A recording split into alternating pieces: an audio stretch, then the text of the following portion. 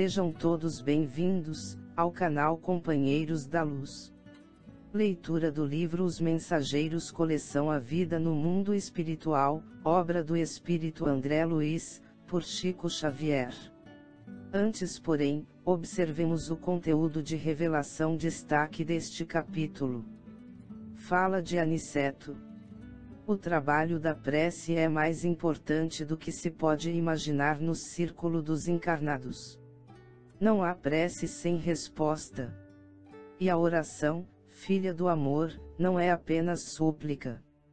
É comunhão entre o Criador e a criatura, constituindo assim o mais poderoso influxo magnético que conhecemos.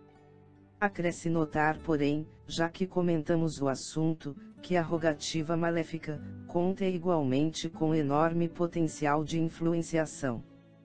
Toda vez que o espírito se coloca nessa atitude mental, estabelece um laço de correspondência entre ele e o além. Toda prece impessoal dirigida às forças supremas do bem, delas recebe resposta imediata, em nome de Deus. O Pai visita os filhos necessitados, através dos filhos que procuram compreendê-lo.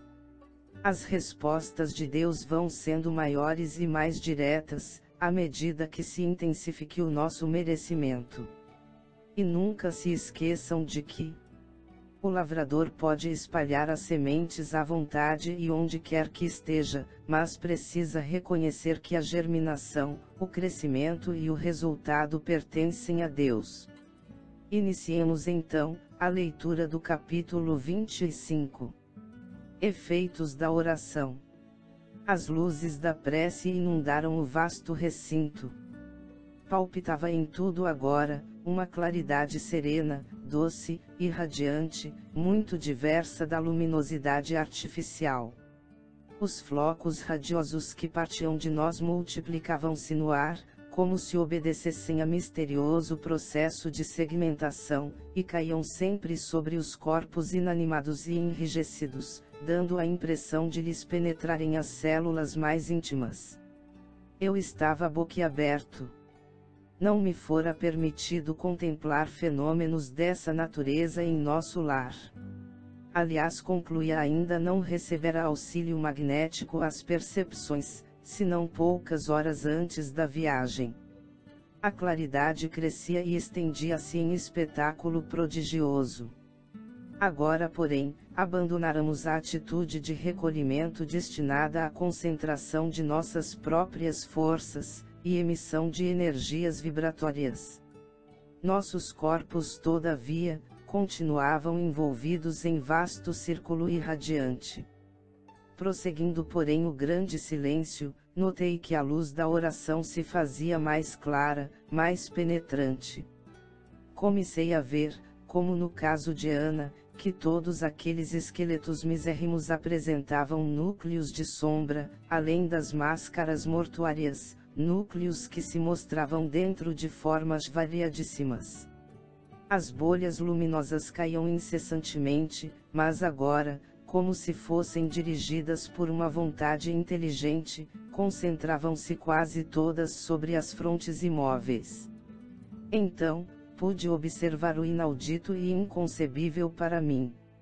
As múmias, porque não posso dar outro nome aos irmãos que dormem, começaram a dar sinais de vida.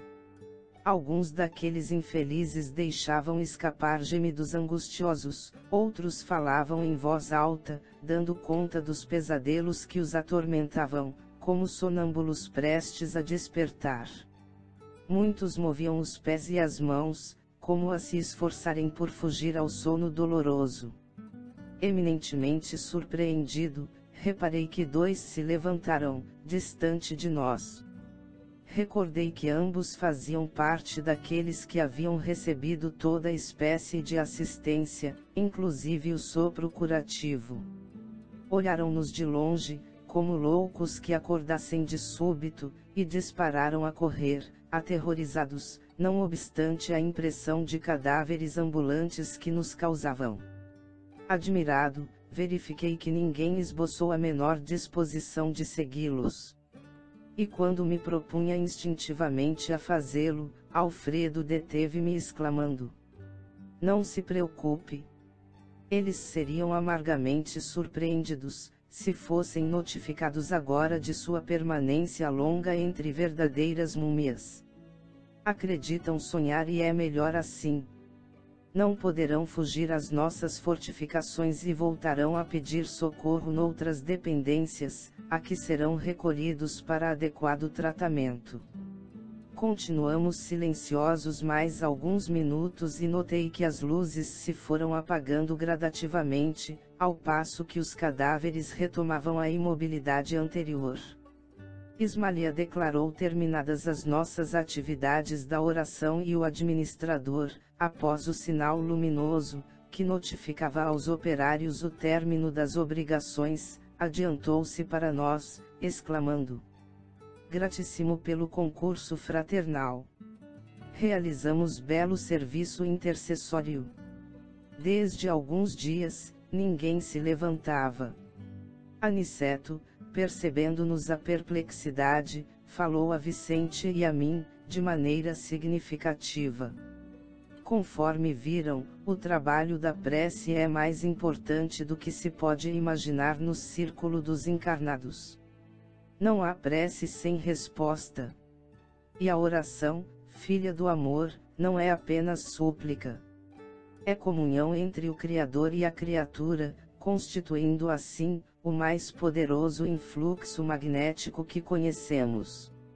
Acresce notar, porém, já que comentamos o assunto, que a rogativa maléfica conta igualmente, com enorme potencial de influenciação.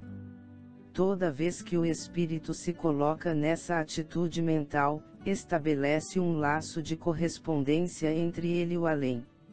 Se a oração traduz atividade no bem divino, venha donde vier, encaminhar-se-á para o além em sentido vertical, buscando as bênçãos da vida superior, cumprindo-nos advertir que os maus respondem aos maus nos planos inferiores, entrelaçando-se mentalmente uns com os outros.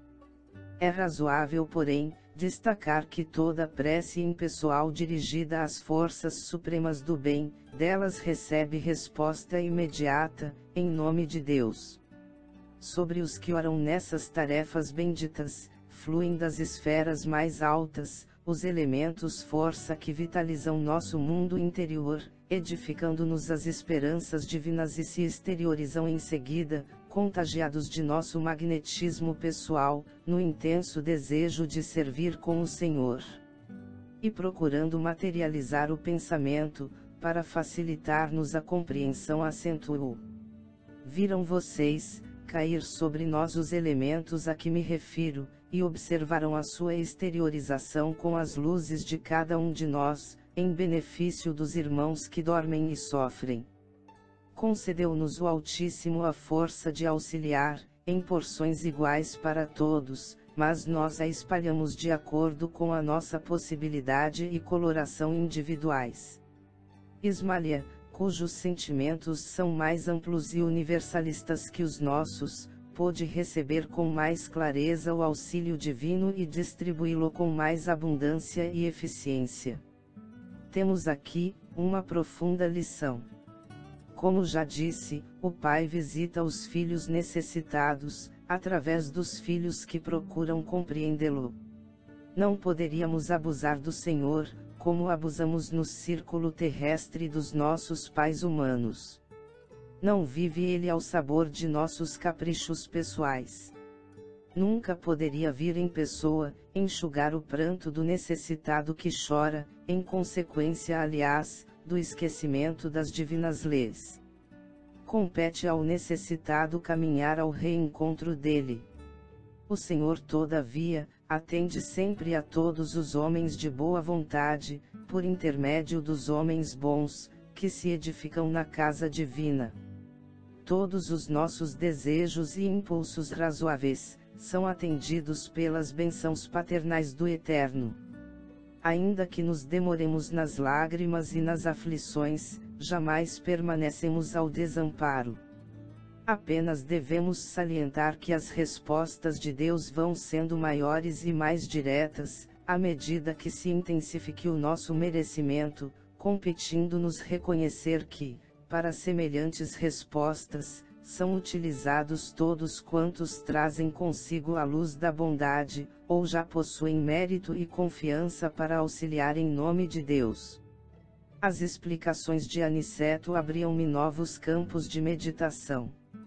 O esclarecido instrutor, contudo, não dera por fim da lição, e depois de longa pausa concluiu: já que vocês se encontram comigo num curso de serviço auxiliador, espero aproveitem ao máximo o ensinamento desta hora. Reparem que nestes pavilhões, temos 1980 abrigados que dormem. Todos recebem diariamente alimento e medicação comuns, mas só 400 são atendidos com alimento e medicação especializados, por se mostrarem mais suscetíveis de justa melhora. Desses 400, apenas 2/3 se revelaram aptos à recepção de passes magnéticos. Muitos não podem receber por enquanto a água efluviada. Poucos foram contemplados com o sopro curativo e somente 2 se levantaram, ainda assim profundamente perturbados. Já que iniciam um trabalho de cooperação fraternal, não esqueçam esta lição. Façamos todos o bem sem qualquer ansiedade. Semeemo-lo sempre e em toda a parte, mas não estacionemos na exigência de resultados. O lavrador pode espalhar as sementes à vontade e onde quer que esteja, mas precisa reconhecer que a germinação, o crescimento e o resultado pertencem a Deus. Chegamos ao final deste capítulo. Não percam o próximo de número 26. Ouvindo servidores.